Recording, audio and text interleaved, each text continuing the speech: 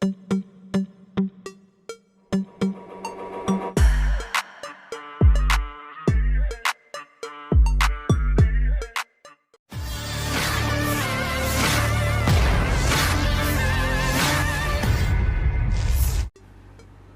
yang melibatkan pasukan Moskow melawan pasukan Kiev sampai saat ini masih memanas.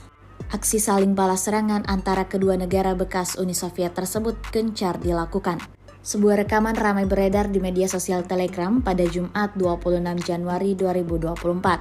Tampak pada awal rekaman prajurit Rusia yang sedang bersiap untuk melancarkan misinya.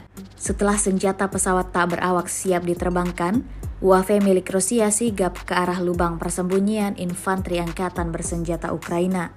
Diketahui 3 drone berhasil diarahkan tepat di posisi prajurit Ukraina. Disebutkan dalam keterangan unggahan, pilot drone dari resimen ke-394 Rusia menghancurkan personil pasukan Zelensky. Video ini viral dan menuai beragam komentar dari warganet.